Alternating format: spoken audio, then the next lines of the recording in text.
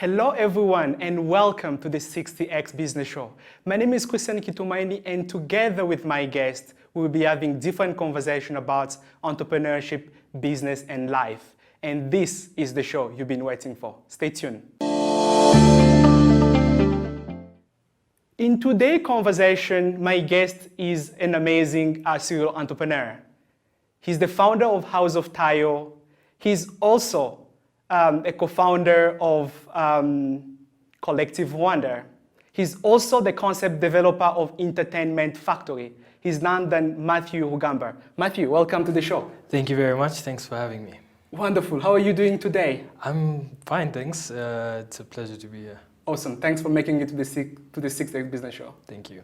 Awesome. So before we dive deeper into the conversation, we will be spinning the wheel. Okay. And then I will be asking you questions. Are you excited about this? All right. Yes, I am. Awesome. Relax. It's going to be fine and it's going to be fun. Okay. So over to you. All right. So just go ahead. Just go ahead. Okay.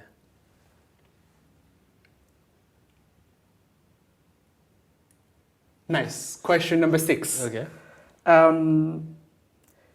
Can you tell us what decided your move into fashion? Why did you decide to start your business into the fashion? I decided to get into fashion because I wanted, to be honest, it could have been many different fields. Yeah. But while I was in university, I felt that I was compelled to tell the stories I saw from Africa. Yeah. I wanted to express, my view of Africa, and I was looking for some like a tool to channel that create that energy. How do we tell stories about our continent in a way that sort of provides an alternative narrative to the one that I guess the West put out there? And I just stumbled upon fashion. I created a couple of samples and realized that fashion allowed me, personally, it had always been a way of expressing myself. So I thought that I could use that as a platform to tell stories, and that's why many of my collections are inspired by a bigger story, and I try to embed, some of our designs and part of our story into bigger narratives and bigger parts of African history, iconography and heritage. Wonderful. For some of the viewers, Mathew is the founder of House of Tayo and is one of the iconic Made in Rwanda fashion brand here in Rwanda. Maybe I will pull back a little bit to ask you, when was the moment in time when you realized that actually I have this passion for creativity, to create things and link to fashion? Can you tell us that moment and what triggered you to start back then? I feel that I've always expressed myself creatively from childhood in different ways. I spent a lot of time when I was younger doing video work. Yeah. So I used to make documentaries, I used to make short films. Wow. And I think it all boiled down to storytelling. I like to tell stories. Yeah. I realized that fashion was a great way of doing this. So that realization only happened when I was after my second year of university. But when I look back, I had been experimenting with that over the years. I had my first suit made when I was like 8 years old, and I had specifications of how I wanted it to look. So I've known, I've realized that for so many years, I've paid attention to, aesthetics, clothing, and how to put things together. Wonderful. Yeah. I like all the thing, the humble beginning when you were still a child, and then you go up from there. And we've seen this pandemic, a lot of business being affected. I know the fashion industry is also one of them. What are the key learnings as a business owner that you've seen and learned from this pandemic that can help you in the future? I think that one of the key learnings for me was you have to be able to adapt. and you need to pay attention, not to just you need to, people didn't suddenly stop wearing clothes. But people started wearing clothes differently. One of our biggest earners last year were the suits we did. But now you have people who wore suits every day for work are working from home. Weddings are a lot smaller. So before I could maybe do suit for a groom and then maybe 5 groomsmen. Now it's only maybe the best man and the groom, and guests are not wearing suits for weddings. So instead of me complaining about that, it's trying to pay attention. People would like alternatives. They know that they're not going to wear a suit. What alternatives can you give them? So whereas initially we were panicking about, we're losing so many business offers, opportunities. We had to create our own. Make some clothing that is more comfortable for people to wear at home. Something that looks nice but comfortable to wear at home. And if they have to go to a last-minute meeting, they can still wear the same outfit. So we had to pay attention to people's tastes and try and anticipate, use our experience for the past couple of years and anticipate and create products that most consumers don't realize that they needed. Wonderful. Yeah. Let's spin the wheel for the next round of questions. Okay. Question number 9. Your brand represents Rwanda and Africa at the international market. Your brand is well known, your unique signature and identity related to that. Can you tell us the story behind your brand?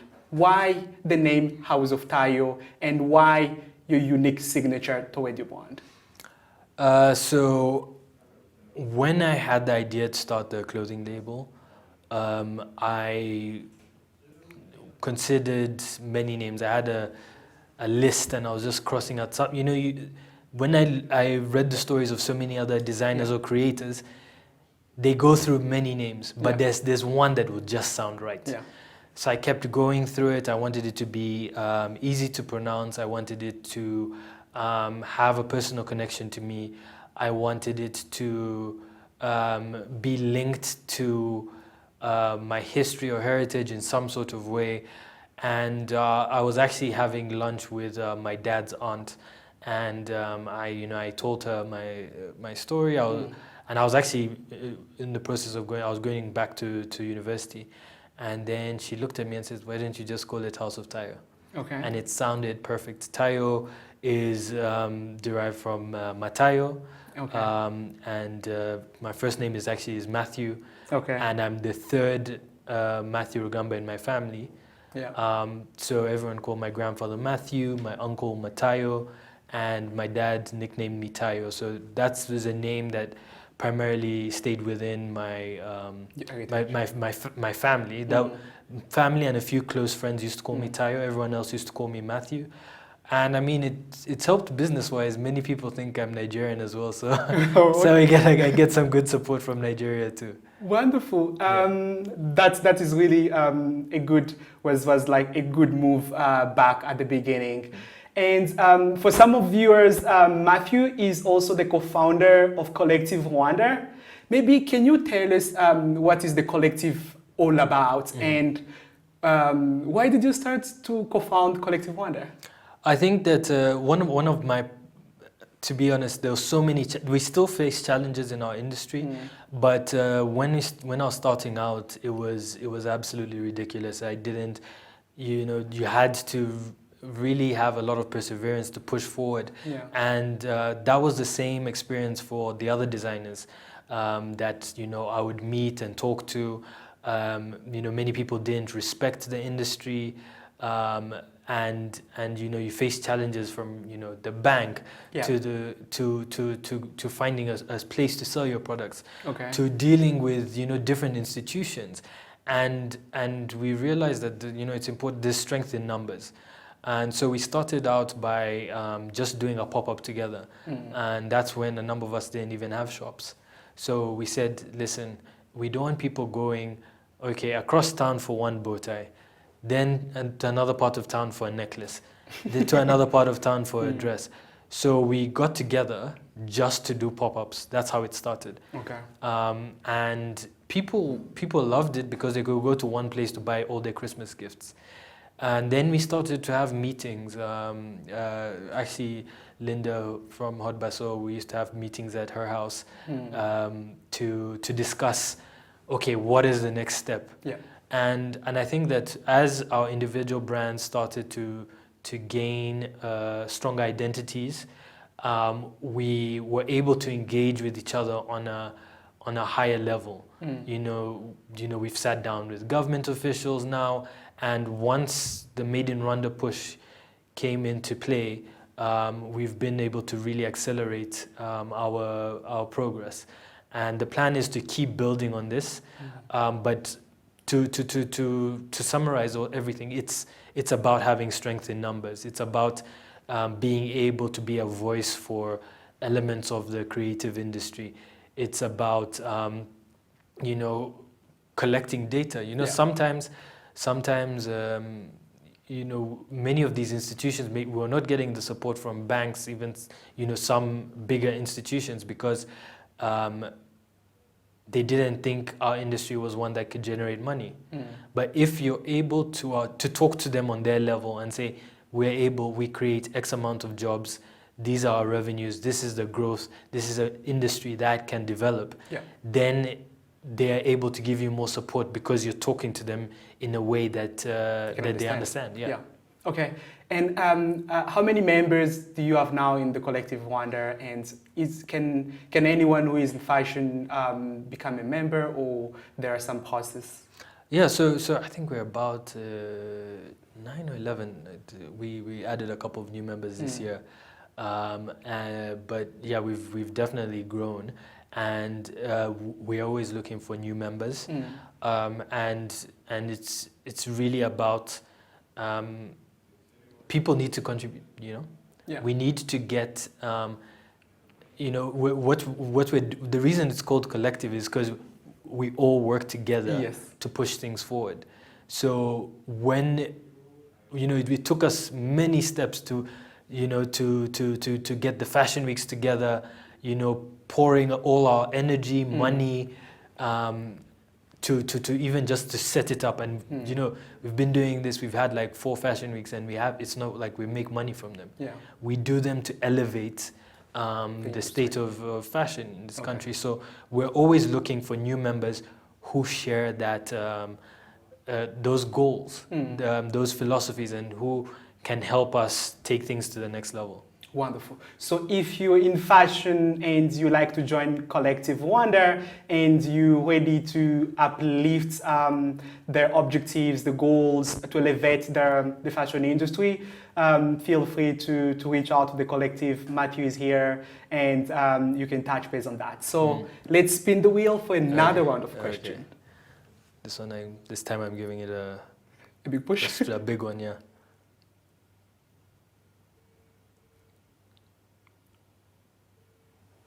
So it's more 5, huh? It's more 5-ish. Yeah. So your brand is known internationally. You've dressed a lot of famous people, and if you go to some West African countries, if you go to the US and Europe, and you say fashion brand in Rwanda, House of Tayo comes first. Right? How were you able to grow your brand internationally? What were the learnings acquired in the process of making your brand known worldwide? I think that one of the key things was also timing. It was timing. When I started the brand, I had a gut feeling just from paying attention to what was going on online and different conversations I've had with creatives all over the continent. There was like a proliferation of African arts. That's when it was starting. Arts, fashion, music.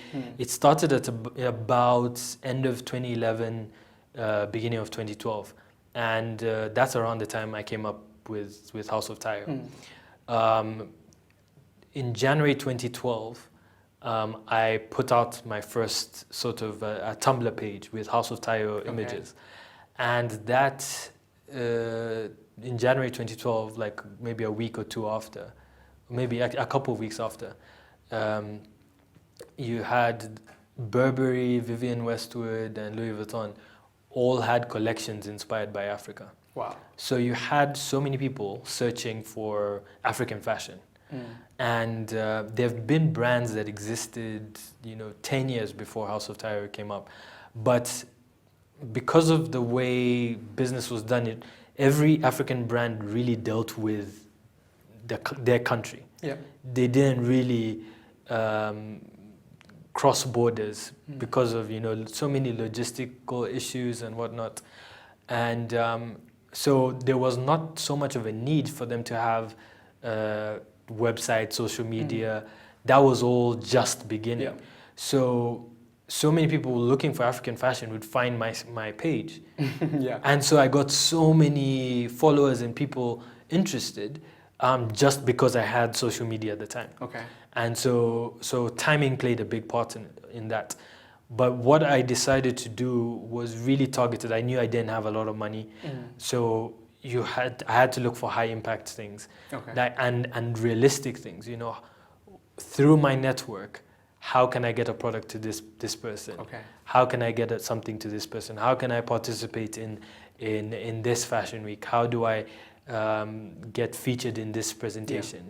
So a lot of it was just using social media in a very savvy way, and then growing followers, and then from there it became about the products, because you can have the best pictures and everything, but you have to have good products. So, we try to always innovate and do new things, come up with, exciting concepts, storytell. Some people, maybe our fashion wasn't even for them, but they just loved the way we told the stories.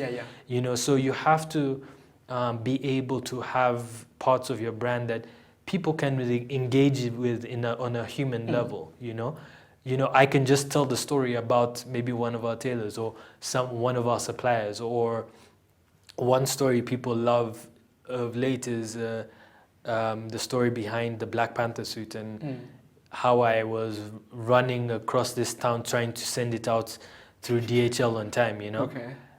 So there are ways of connecting with a brand that you don't have to go through the product alone.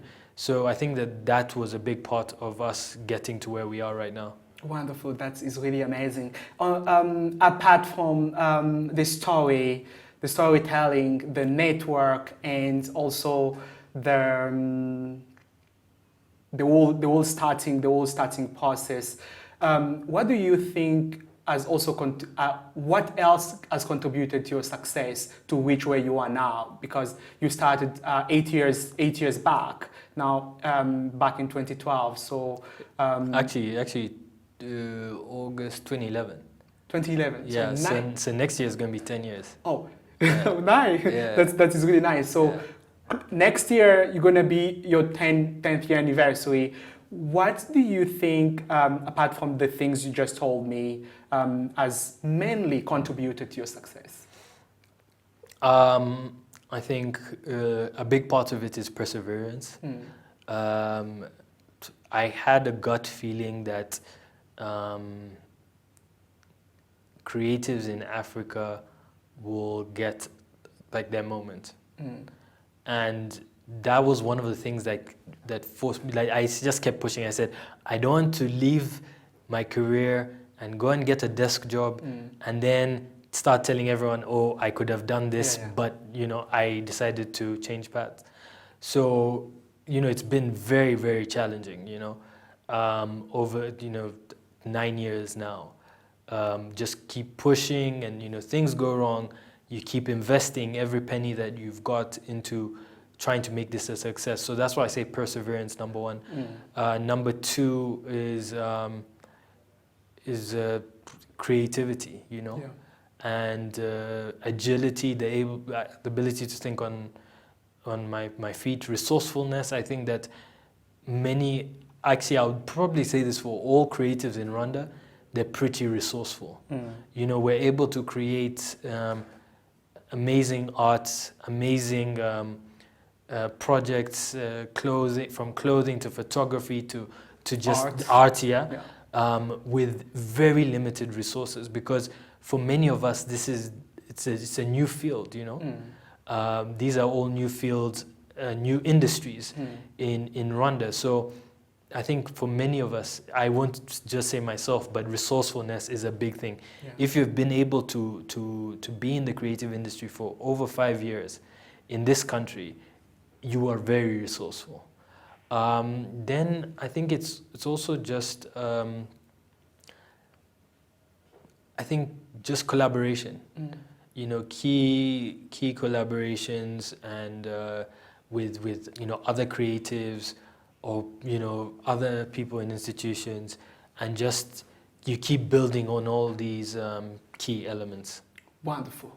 For some of the viewers, as Mathew said, what has contributed to their success is perseverance, creativity, and key collaboration. Those are some of the key things that Mathew shared with us. And talking about creativity, we know how the creative sector has been mainly affected. I have friends who have conferences like art summits, workshops that did not happen because of the lockdown and the pandemic. And the creative sector, we've faced a lot of challenge in the Rwandan markets.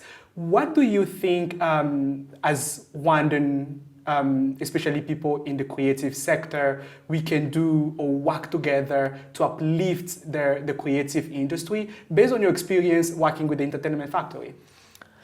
I think that it is incredibly challenging.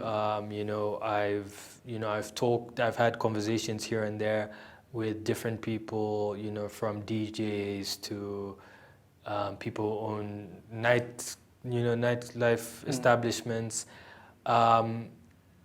It's difficult. It's very, very challenging because that's their bread and butter. Yeah.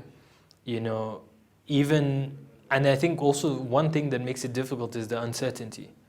You know, they don't know when things will reopen. You don't know when things will get back to relatively like normal. So it's very difficult to plan. I think that it is time to really like open, you know, the horizons. We need to look beyond our borders and see what new opportunities we can create. I think that specifically for entertainment, there has to be a bigger integration of technology because I can't see how, let's just say even use a DJ for example, you know, if you have different venues you're DJing at every day of the week and then you're not able to do that anymore, it's difficult to just pivot from that. Yeah. But we have to look at new ways of creating content and for monetizing that content. I think those are two different things. You can create content, but you have to find a smart way of monetizing it, and not just saying, "Oh, you can pay by mobile money." That's not enough. Okay. It's about creating a value system.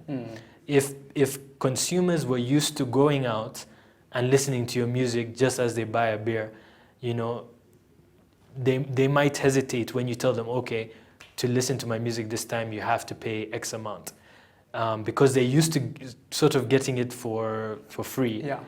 And so the value proposition changes. You have to find a way of communicating the value.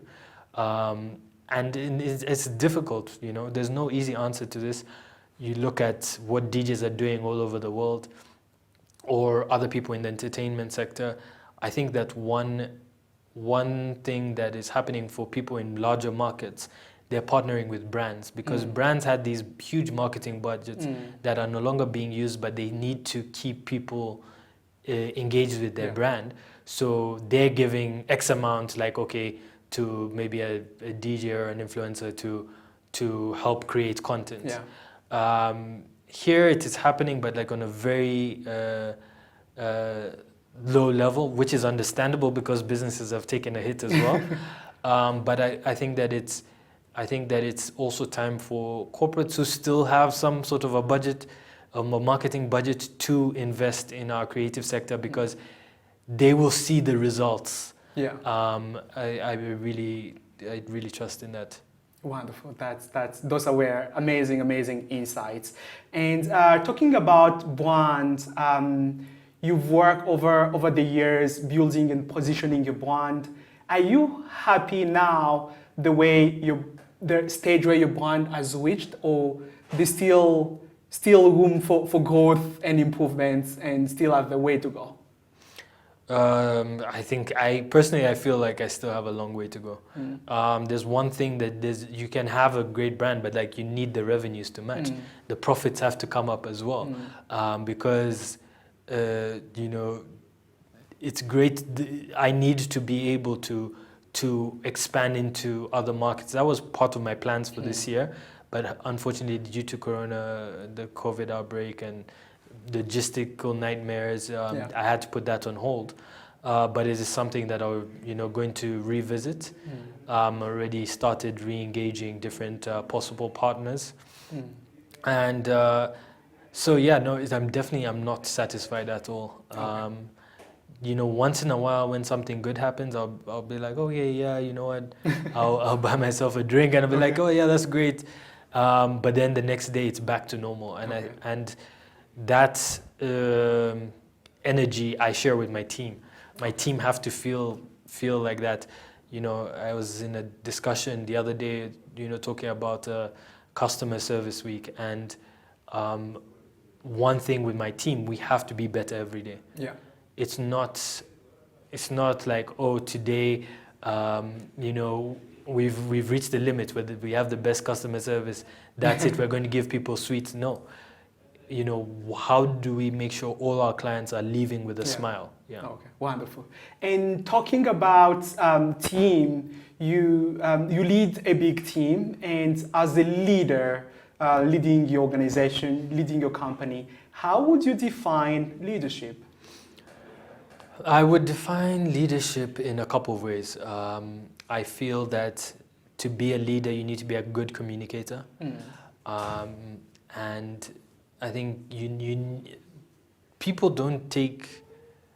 It's hard for them to find direction if they don't understand what you're saying. Yeah. So being a good communicator is key, and it's something I read books, I practice. I need to be able, not just talk on TV, but like my team needs to understand what our goals are, why things change, why a circumstance is a certain way. If they don't understand, they're not going to follow you. Yeah. Second thing that I think that is very important is you need to be decisive. You need to be able to make decisions. If you have a person in a leadership position and they go back and forth too much before, and they have to be pushed to say, okay, we're going to do this. Yeah. People lose confidence. Yeah. Sometimes it will be a wrong decision, but the leader will take ownership and say, listen, I messed up, and they take responsibility. Yeah. But a key thing is you can't have a leader who is not decisive, because someone has to make the decisions. So that is a big part. Then you have to know how to navigate challenges. You will always have obstacles, but I see, I'm more likely to follow someone who I believe can navigate it. We've had such a challenging year this year, but my team, we've been able to stick together. Despite all the issues that came up this year, because they trust me as a leader. And I think that that is a big part of it. And you also need to, I think empathy is important. You need to understand people, otherwise you can't communicate. The first thing I said was communication.